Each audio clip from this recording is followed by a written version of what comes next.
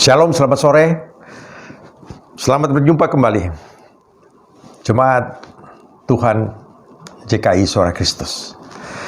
Bapak Ibu Saudara, sore hari ini kita akan bersama-sama merenungkan sebagian daripada firman Tuhan.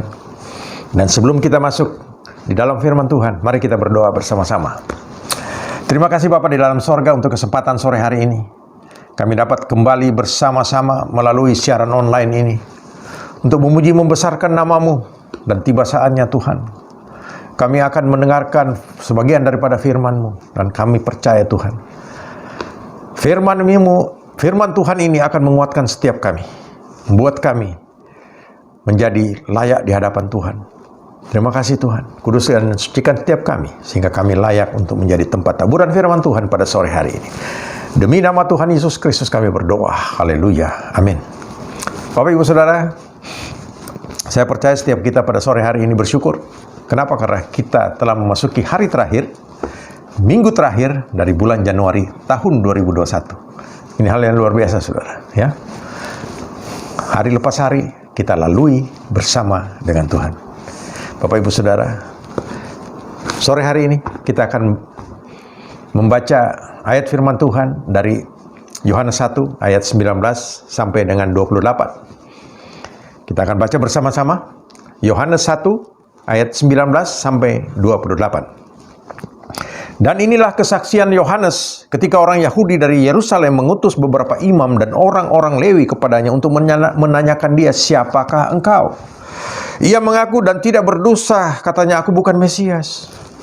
Lalu mereka bertanya kepadanya, "Kalau begitu, siapakah engkau? Elia?" Dan ia menjawab, "Bukan." "Engkaukah Nabi yang akan datang?" Dan ia menjawab, "Bukan." Maka kata mereka kepadanya, "Siapakah engkau? Sebab kami harus memberi jawab kepada mereka yang mengutus kami. Apakah katamu tentang dirimu sendiri?" Jawabnya, "Akulah suara yang berseru-seru di padang gurun. Luruskanlah jalan Tuhan, seperti yang telah dikatakan Nabi Yesaya." Dan di antara orang-orang yang diutus itu ada beberapa orang Farisi. Mereka bertanya kepadanya, "Mengapakah engkau membaptis, jikalau engkau bukan Mesias, bukan Elia, dan bukan Nabi yang akan datang?" Yohanes menjawab mereka katanya, "Aku membaptis dengan air, tetapi di tengah-tengah kamu berdiri Dia yang tidak kamu kenal, yaitu Dia yang datang kemudian daripadaku, membuka tali kasutnya pun aku tidak layak." Hal itu terjadi di Betania yang di seberang sungai Yordan, di mana Yohanes membaptis. Bapak Ibu Saudara, kita melihat di sini, ya, pembacaan firman Tuhan pada sore hari ini, ya.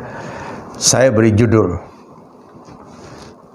kerendahan hati seorang Yohanes Pembaptis. Nah, Bapak Ibu Saudara, kalau kita melihat, ya, kalau kita melihat bagaimana seorang Yohanes Pembaptis, ya, kemudian di saat dia bertemu dengan imam dan orang Lewi yang diutus, ya, untuk menanyakan siapa dia, kita melihat, ya, Yohanes Pembaptis memposisikan diri pada posisi yang benar. Makanya saya katakan, ya, kita belajar dari seorang Yohanes Pembaptis tentang kerendahan hati, ya. Bapak Ibu Saudara, Yohanes Pembaptis pada awalnya dia, ya, sudah direncanakan oleh Allah sendiri, ya. Bagaimana pada saat sebelum kelahirannya dia, ya, Allah sudah merencanakan dengan detail tentang siapa seorang Yohanes Pembaptis itu. Dan berita itu, ya, disampaikan kepada Sakaria, bapaknya, seorang imam, ya. Dan istrinya yang bernama Elisabet, kita tahu bagaimana Elisabet dikatakan mandul. Mereka sudah kawin bertahun-tahun, puluhan tahun, ya, dan tidak bisa punya anak. Tapi tiba saatnya Tuhan akan melakukan rencananya, yaitu kelahiran daripada Tuhan Yesus. Dan Tuhan ya mempersiapkan jalan daripada Tuhan Yesus dengan memakai seorang Yohanes Pembaptis. Ya. Di dalam Lukas 1 ayat 5 sampai dengan 25, Bapak Ibu Saudara, cerita ini begitu detail. Siapa seorang Yohanes Pembaptis? Tapi kita tidak akan baca keseluruhannya, ya. Kita melihat di situ di dalam ayat 14, ya. Dikatakan pada awalnya itu sudah direncanakan oleh Allah bahwa Yohanes Pembaptis ini adalah seorang yang besar. Besar dalam arti kata apa? Dia sudah dipersiapkan oleh Allah dan dia akan dipakai oleh Allah sebagai seorang yang membuka jalan dari pelayanan daripada Tuhan Yesus. Ya, dikatakan di ayat 14, katakan engkau akan bersuka cita dan bergembira. Ini kata kepada Zakaria. Bahkan banyak orang yang akan bersuka cita atas kelahirannya. Bapak Ibu Saudara, sukacita otomatis di dalam keluarga kita. Kalau kita mempunyai satu keluarga yang baru, ya. Kalau seorang pasangan muda mempunyai anak, bahagia sekali. Ya, kemudian orang tua yang punya anak dan anaknya punya anak, cucu ya. Sangat bahagia, Saudara. Ya. Zaman dulu sebelum saya menjadi seorang opa, kalau saya lihat orang-orang yang punya cucu lalu mereka kelihatannya istilah sekarang apa? Lebay ya. Berlebihan terhadap cucunya. Saya bilang, wah, agak lebay deh, ya. Tapi saudara, pada saat saya akhirnya menjadi seorang opa, saya juga lebay, saudara. Kenapa saya merasa begitu bahagia? Karena saya punya seorang cucu dan seterusnya. Tetapi itu hanya di lingkungan kita, di lingkungan keluarga. Berbeda dengan seorang ya Yohanes Pembaptis, dikatakan tadi di situ. Bahkan banyak orang akan bersuka cita atas kelahirannya. Banyak orang, saudara. Ya. Kalau kita lahir aja, ya paling ya papa mama kita senang, ya oma opa kita senang, ya keluarga kita yang dekat senang, ya. Yang lain ya sosok aja lah, ya paling ya. Kalau ya zaman sekarang ini paling ya, oh selamat ya punya cucu baru, punya anak baru, kita kasih kado, gitu, begitu saudara ya. Hanya itu aja. Tetapi di sini dikatakan bahwa banyak orang yang bersuka cita atas kelahirannya. Kenapa begitu banyak orang yang bersuka cita atas kelahirannya? Karena dia sudah dipilih oleh Allah menjadi satu pribadi yang akan dipakai oleh Tuhan dengan luar biasa. Kenapa dikatakan tadi dalam pembacaan kita, ya? Dia dipakai oleh Tuhan sebagai pembuka jalan bagi Tuhan. Nah, Bapak Ibu Saudara, ya, dalam ayat 17 dikatakan, dan dia akan berjalan mendahului Tuhan dan dalam roh dan kuasa Elia untuk membuat hati bapak-bapak berbalik kepada anak-anaknya dan hati orang-orang durhaka kepada pikiran orang-orang benar, dan dengan demikian menyiapkan bagi Tuhan satu umat yang layak baginya. Saudara, Tuhan sudah merencanakan seorang Yohanes Pembaptis. Dia adalah orang yang akan dipakai dengan luar biasa oleh Tuhan. Karena pada saat itu Bapak Ibu Saudara, umat Yahudi, bangsa Israel itu sudah berpaling daripada Tuhan. Ya, nggak kapok-kapok ya saudara. Bahkan sebelum Tuhan Yesus datang itu 400 tahun saudara, Tuhan tidak berfirman kepada umat Israel, dibiarin aja begitu. Biasanya Tuhan kalau mau negor itu pakai nabi-nabi. Ya, Tuhan capek, biarin 400 tahun. Bayangkan 400 tahun, saudara. Tuhan tidak berfirman. Dan saya tidak bisa bayangkan bagaimana kehidupan daripada umat Israel dalam 400 tahun tidak ada ya bimbingan langsung daripada Allah. Mereka hidup tidak karu-karuan. Walaupun mereka melakukan ritual-ritual agama mereka, hanya ritual yang mereka lakukan. Kenapa? Karena mereka tidak dapat berkomunikasi langsung dengan Tuhan. Nah, saudara, ini satu juga peringatan bagi kita, saudara. Ya, kita bersyukur, saudara dan saya berada hidup di dalam masa penuh dengan kasih karunia daripada Tuhan Yesus. Kita tidak perlu melakukan ritual-ritual apa-apa. Kita hanya cukup, ya, berdoa. Ya, lagu itu ingat ya, dia hanya sejauh doa. Dan doa itu tidak perlu jauh-jauh, saudara. Kenapa? Karena Roh Kudus ada di dalam kehidupan kita. Firman Tuhan katakan, sebelum kita mengatakan sesuatu kepada Allah, Roh itu sudah berkata-kata dulu kepada Tuhan. Kita bersyukur, saudara, kita ini istimewa. Oleh karena itu, mari kita harus lebih tekun lagi, belajar dari seorang Yohanes Pembaptis. Walaupun dia besar, dia dipersiapkan secara besar oleh Allah. Ya, dia dikatakan tadi, dia mempunyai roh ya dari kuasa daripada Elia. Kita tahu kuasa daripada Elia, roh yang ada di dalam Elia pada waktu dia mengalahkan nabi-nabi Baal. Ya, mereka totoan, saudara. Ayo kita minta buktikan, ya, ilah-ilahmu atau Allahku yang dapat membakar korban bakaran itu. Wah, mereka berdoa sudah sampai karuan ratusan orang.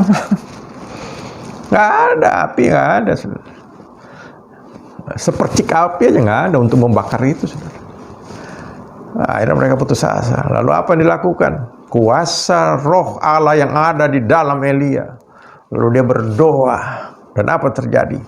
Kilatan api daripada Allah membakar habis korban bakaran itu, yang justru sudah disiram dengan air, saudara.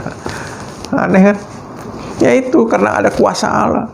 Dan itu yang sudah dicanangkan oleh Allah kepada seorang Yohanes Pembaptis. Dia adalah orang yang besar. Lalu kemudian apa Yohanes Pembaptis kemudian overacting? Enggak, saudara. Ya, kita tahu bahwa Yohanes Pembaptis tidak sama sekali tidak overacting, Bapak Ibu Saudara. Ya, dalam pembacaan kita tadi bagaimana? Ya, dia adalah seorang yang rendah hati. Bapak Ibu Saudara, bisa saja ya seorang Yohanes Pembaptis ngaku pada waktu itu ditanya, kamu Mesias? Iya. Kan waktu itu kan orang Yahudi pada bengong-bengong, saudara. Mereka tidak tahu siapa Mesias itu. Walaupun mereka mengerti bahwa Allah mereka akan mengirim seorang Mesias, seorang juru selamat untuk memberikan mereka kemenangan. Karena pada saat itu mereka sedang dijajah oleh bangsa Romawi. Mereka pikir bahwa inilah dia. Karena mungkin secara perawakan tubuh daripada Yohanes Pembaptis tinggi besar mungkin, saudara. Ya, kekar dia. Ya. Tidak tahu bagaimana karena makanannya apa, saudara. Ya. Mereka pikir, oh ini dia pahlawan ini. Orang Israel kan begitu, saudara. Berpikir, waduh ini dia. Mereka selalu melihat dengan mata jasmani, saudara. Mereka tidak melihat dengan mata rohani. Mereka pikir, oh ini mirip-mirip mungkin dengan Raja Saul, ya, yang tinggi besar, gagah perkasa begitu, ya. Lalu mereka ini akan menjadi, ya, si Yohanes Pembaptis ini akan menjadi juru selamat daripada mereka, Mesias mereka, yang akan menyelamatkan mereka dari penjajahan ini. Bukan, saudara. Bukan itu. Mereka salah artikan. Kedatangan Mesias yaitu membebaskan mereka bukan dari penjajahan duniawi ini, tetapi penjajahan daripada kuasa-kuasa iblis, kuasa kegelapan yang sudah menguasai dalam bentuk dosa sejak di Taman Eden yang dilakukan oleh Adam dan Hawa. Dan itu tidak dilakukan oleh seorang Yohanes Pembaptis. Bapak Ibu Saudara, dia tahu dia siapa. Dia bilang dia bukan Mesias. Lah kalau bukan Mesias, Elia. Bukan Elia juga, walaupun dia punya kuasa, saudara. Ya, dia punya kuasa itu. Tuhan memberikan kuasa. Kenapa kita melihat bagaimana dia dengan lantang berseru-seru, bertobatlah, kerajaan Allah sudah dekat. Ya. Dan dikatakan tadi bagaimana seorang ayah akan berbalik kepada anak-anaknya, orang-orang yang durhaka akan hidup benar. Itu berarti dia melakukan perkara-perkara yang besar. Ada banyak pertobatan yang dilakukan oleh manusia pada saat itu, orang Israel pada saat itu, oleh karena mereka dilayani oleh seorang Yohanes Pembaptis. Nah, Bapak Ibu Saudara, kita melihat akhirnya apa yang terjadi. Ya.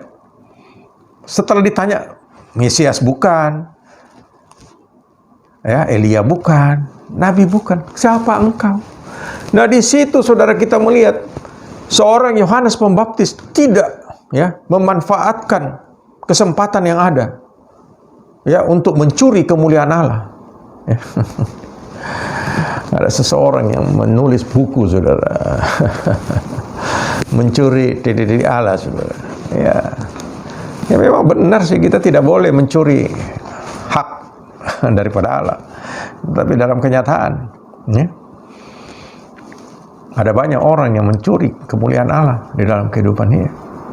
mengaku-ngaku dapat melakukan perkara-perkara besar. Memang saudara dan saya diberikan kuasa untuk melakukan perkara-perkara yang besar. Tetapi dalam hal apa? Ya, saudara, kita harus tahu. Jangan kita mencuri kemuliaan Allah dengan kita mengaku-ngaku, wah, aku ini adalah seorang nabi di zaman akhir. Emangnya lu siapa? Ya, saudara. Nah, kita lihat ya, banyak yang gelundung, saudara. Ya. Yang lalu kita ingat bagaimana seseorang yang dengan pongahnya ngajak jemaat, ayo besok beribadah ya ke gereja. Nyetir speedboat, saudara. Cie, hebat, saudara. Duit sopo untuk speedboat, ya. Belum lagi naik mobil mewah, saudara. Duit sopo, won sopo. Ya, itu bahasa Jermannya, saudara. Iya, itu kenyataan. Ada banyak orang yang mencuri kemuliaan Allah. Berbeda dengan Yohanes Pembaptis. Dia tahu dia dirinya siapa. Kita sudah baca tadi, Bapak Ibu Saudara. Dia sudah dipersiapkan oleh Tuhan menjadi seseorang yang luar biasa. Tetapi dia tahu membawa diri. Ya, Bapak Ibu Saudara. Ada satu cerita. Seorang pendeta besar di Amerika sudah almarhum, Billy Graham. Di saat-saat pertama kali dia melayani Tuhan di tahun 65. Dia berpikir bahwa karena dia merasa dia pandai, saudara. Ya memang dia pandai, sudah pintar memang. Dia berpikir pada saat itu, ya, di hadapan ribuan orang yang sedang mengikuti kebaktian kebangunan rohani KKR, saudara. Dia berpikir bahwa mungkin ada 1.000 orang, berapa ribu orang. Dia berpikir bahwa kalau dia sampaikan firman Tuhan, lalu dia tantang, lalu dia katakan, bertobatlah engkau. Siapa yang mau bertobat, angkat tangan dan maju ke depan. Enggak satu pun yang berdiri, sudah. Kenapa? Ya tadi, dia mencuri kemuliaan Allah, dia berpikir, dia pintar, lalu dia mulai mempraktekkan, aku juga bisa nih. Ya, aku juga bisa. Ayo, siapa yang mari. Ya. Mungkin dia dalam pikiran dia, ya, Petrus dapat melakukan itu. Ya. Emas dan perak aku tidak punya. Ya, tapi dalam nama Tuhan Yesus berdirilah engkau. Ya, dia mungkin berpikir seperti itu, saudara. Lalu dia mulai lakukan. Dia tantang orang untuk datang ke depan untuk bertobat. Bertobat kamu. Satu pun gak ada yang berdiri, saudara. Dan saat itu dia menangis. Lalu seorang pendeta yang senior bilang sama dia, baik, memang apa yang kau sampaikan baik. Firman Tuhan itu bagus, indah. Karena dia seorang dia pandai sekali, saudara. Pintar. Tetapi ada satu hal, engkau tidak sampaikan tentang salib Kristus. Yaitu apa? Yesus datang ke dunia ini. Tujuannya adalah apa? Menyelamatkan manusia dari dosa, mengampuni dosa manusia, memberikan kehidupan yang kekal untuk hidup bersama-sama dengan Yesus di sorga. Itu, saudara, yang terutama. Dalam setiap pemberitaan Injil firman Tuhan, di mana saja, inti daripada semua itu adalah kita harus sampaikan bahwa Yesus adalah satu-satunya Allah. Yesus adalah jalan, kebenaran, dan hidup. Ya, tidak ada seorang pun sampai kepada Bapa, yaitu di sorga, kalau tidak melalui Yesus. Bapak Ibu Saudara, itu yang terpenting. Dan akhirnya disadari oleh seorang Billy Graham, dan dia bertobat di bawah kaki Tuhan. Dia katakan, Tuhan ampuni aku. Dan saudara tahu, setelah itu dia mulai dengan pola yang benar. Dia mengabarkan kabar sukacita bahwa hanya di dalam Yesus ada pengampunan dosa, ada keselamatan, saudara. Ya. Ada kehidupan yang kekal. Dan sejak saat itu dia dipakai oleh Tuhan dengan luar biasa. Dan kita tahu berpuluh kali ada pergantian presiden di Amerika, dia sering membawakan khotbah-khotbah, saudara. Ya. Dia dipakai Tuhan dengan luar biasa. Ya. Kita melihat Yohanes Pembaptis. Dia seorang yang rendah hati. Dia tahu tugas dia. Dia hanya pembuka jalan daripada Tuhan. Ya, dia adalah suara yang berseru-seru di padang gurun. Ya, untuk apa? Untuk meluruskan jalan daripada Tuhan. Bapak Ibu Saudara. Dan kita melihat, ya, pada waktu orang Farisi itu bertanya, kalau kau bukan Mesias, bukan Elia, bukan Nabi, kenapa engkau membaptis? Dia bilang, iya, aku membaptis dalam air. Ya, tetapi dia seseorang yang ini, ya, dikatakan dia membaptis engkau, ya, dengan Roh Kudus, dengan api Roh Kudus. Yaitu apa? Saudara dan saya, kita benar-benar disucikan. di dalam kehidupan kita. Dan apa yang terjadi, saudara? Kita melihat di sini, ya. Di dalam ayat ke-27, ini adalah klimaks daripada seorang Yakyah Pembaptis, Yohanes Pembaptis, saudara. Ya, dia katakan, yaitu dia yang datang kemudian daripadaku. Kemudian daripada dia, yaitu Yesus Kristus. Ya, kalau dia ada pembuka jalan, dia mendahului, ya, daripada Tuhan. Ya, membuka tali kasutnya pun aku tidak layak. Di sini klimaksnya, saudara. Yohanes Pembaptis dapat membawa dirinya dengan benar di hadapan Tuhan. Walaupun dia sudah direncanakan oleh Allah, dia akan dipakai oleh Tuhan dengan luar biasa. Tapi dia tahu diri. Berbeda, saudara, dengan zaman sekarang. Ya, sesama biskota tidak boleh saling mendahului, tapi kenyataannya begitu, saudara. Ya, ada banyak yang namanya hamba Tuhan lebih hebat dari tuannya, daripada Tuhan Yesus. Ya, ada yang buka jasnya, kipat-kipat no, ya.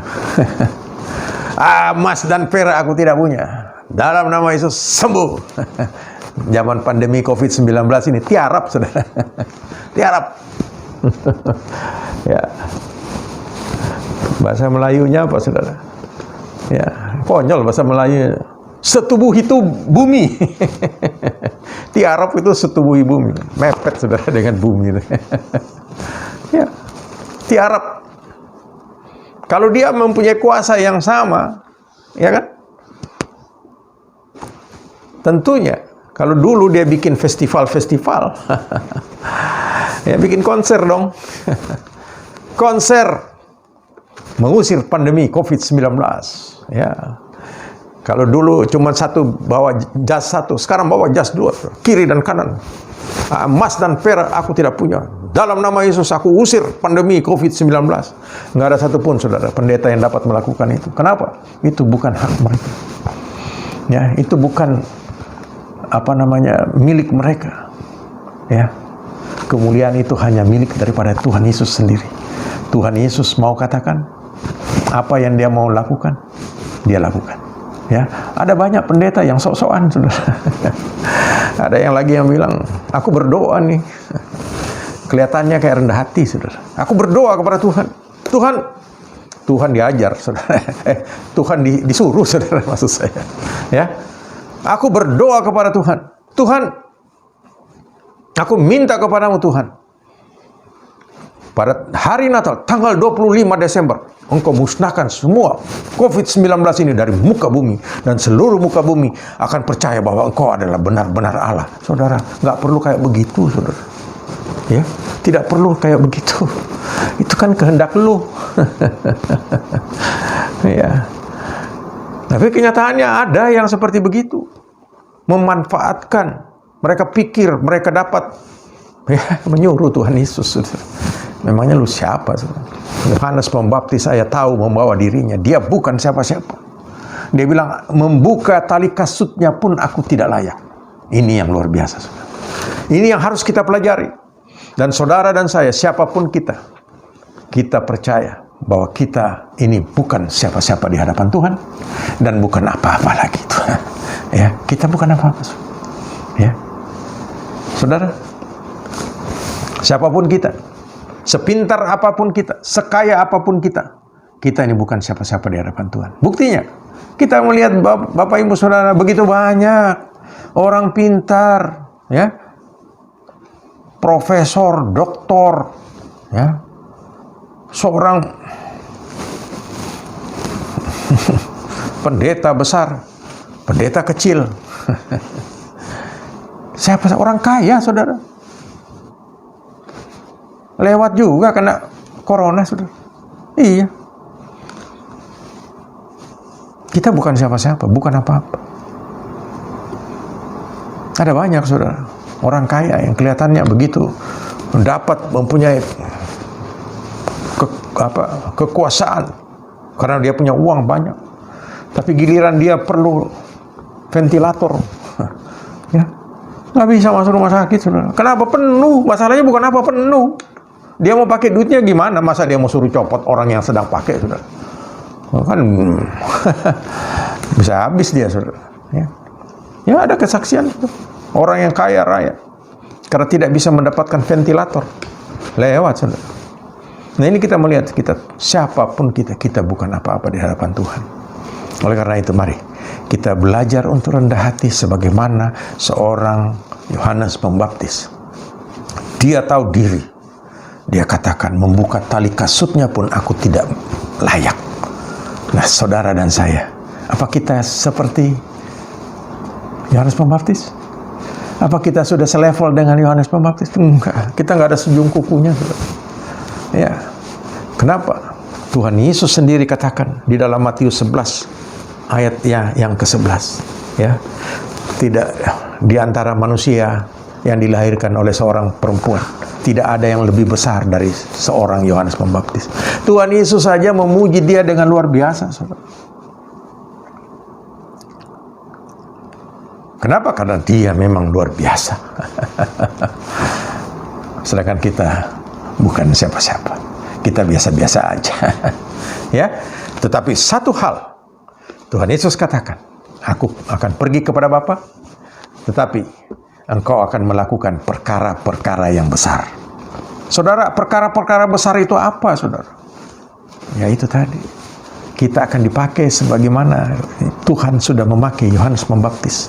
Saudara dan saya akan dipakai oleh Tuhan untuk mengabarkan kabar sukacita kepada orang-orang yang belum tahu bahwa hanya di dalam nama Yesus ada keselamatan, ada pengampunan dosa, dan ada kehidupan yang kekal. Ya, Yesus katakan, akulah jalan, kebenaran, dan hidup. Tidak ada seorang pun yang dapat sampai kepada Bapa kalau tidak melalui aku. Satu-satunya, saudara. Ya kenapa dia dapat katakan begitu? Karena dia itu adalah Allah itu sendiri. Dia adalah pribadi daripada Allah itu sendiri. Ya, salah satu pribadi daripada Allah. Allah Bapa, Allah Putra, dan Allah Roh Kudus. Ya, Yesus adalah Putra Allah. Ya, kita imani itu, saudara. Ya, walaupun dibully, biarin aja. Ya. Tapi kita percaya bahwa dalam nama Yesus, ya, ada keselamatan. Oleh karena itu, saudara dan saya sudah tahu bahwa saudara dan saya punya tugas yang sama sebagaimana Yohanes Pembaptis, yaitu pembuka jalan bagi Tuhan. Kalau kita membuka jalan, kita menemui orang lalu kita katakan, percayalah. Ya. Kalau perlu agak keras sedikit, bertobatlah seperti Yohanes Pembaptis, dia katakan, bertobatlah, kerajaan Allah sudah dekat.